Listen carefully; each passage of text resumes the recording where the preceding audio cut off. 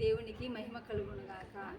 నజరేయుడా నా యేసయ్యా, ఎన్ని యుగాలకైనా ఆరాధ్య దైవం నీవేనని గలమెత్తి నీ కీర్తిని చాటేదా. నజరేయుడా నా యేసయ్యా, సియోను శిఖరాగ్నము నీ